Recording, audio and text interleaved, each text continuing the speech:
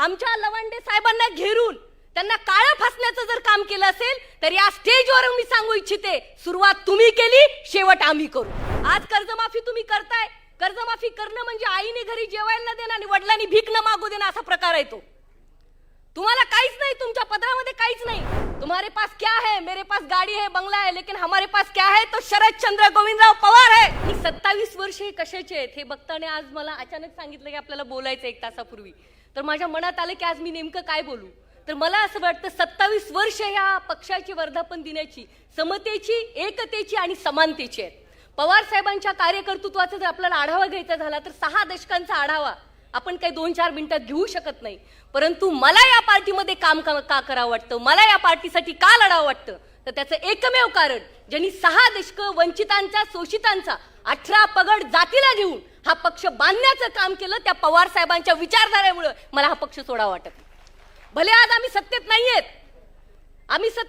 फार मोठी संकट आहेत आमच्या समोर. आदरणीय लवंडे सर, खरं तर तुमच्याबद्दल आम्ही फक्त तुमचं सत्कार करून तुमच्यासाठी टाळ्या वाजून होणार नाही. या निमित्तानं मला त्या घुसखोर लोकांना सांगायचंय, ज्यांनी लवंडे सरांवरती, ते म्हणतात ना, अपने गली में तो कुत्ता भी शेर होता है, आपल्याच गल्लीत कुठेतरी बघून आमच्या लवंडे साहेबांना घेरून त्यांना काळं फासण्याचं जर काम केलं असेल तर या स्टेजवर मी सांगू इच्छिते, सुरुवात तुम्ही केली, शेवट आम्ही करू. आम्ही बांगड्या भरलेल्या नाहीयेत. आम्ही हा लढा पुरोगामी विचाराने घेऊ. डॉक्टर बाबासाहेब आंबेडकरांचा हा महाराष्ट्र आहे. तुम्ही शाहू फुले शिव नाव घेता, बाबासाहेबांचा महाराष्ट्र आहे, छत्रपतींचा महाराष्ट्र आहे. त्यांनी आपल्याला लढायला शिकवलेलं आहे. एक व्यक्ती आमच्या पक्षाची अशा पद्धतीने तिच्यावर अन्याय होत असेल तर एक महिला मुलगी म्हणून आम्ही याला कणखणीत उत्तर देण्याची ताकद आम्ही ठेवतो.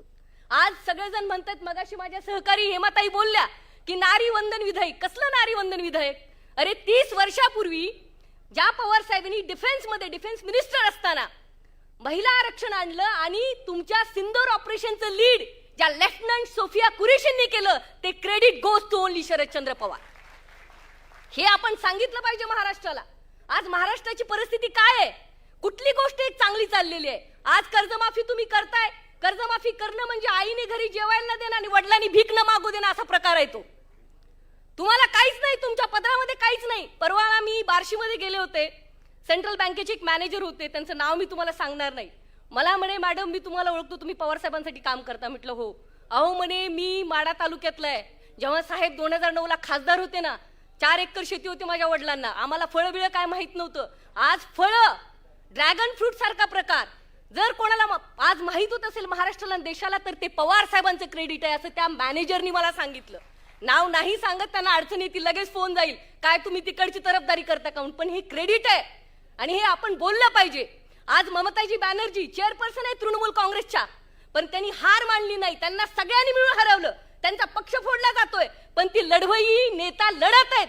तोच बाणा मला असं वाटतं की आपण कार्यकर्त्यांनी, आपल्याकडे पवार साहेब आहेत. तुम्हारे पास क्या है? मेरे पास गाड़ी है, बंगला है, लेकिन हमारे पास क्या है? तो शरदचंद्र गोविंदराव पवार है. हे उत्तर आपण दिलं पाहिजे. आज आदरणीय जयंत पाटील साहेब, अनिल देशमुख साहेब इथे आहेत, आव्हाड साहेब आहेत, शिंदे साहेब आहेत.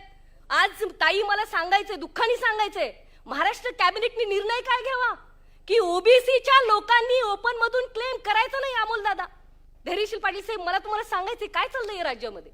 तुम्ही महाराष्ट्रामध्ये सगळी पॉलिसी ठरवणार, कॅबिनेटची 18-20 लोक मिळून ठरवणार. सुप्रीम कोर्ट कशासाठी आहे? माझा कोणाच्याही आरक्षणाला विरोध नाही, अगदी अंतकरणापासून सपोर्ट आहे. परंतु जो वंचित शोषित घटक आहे या महाराष्ट्रामध्ये, त्यांनाही न्याय मिळाला पाहिजे. आणि तेव्हा लढा कोणी दिला? माननीय जितेंद्र आव्हाड साहेब असतील, जयंत पाटील साहेब असतील, हे लोक बोलले ना. मग महाराष्ट्र सरकार नेमकं चाललंय कुठे?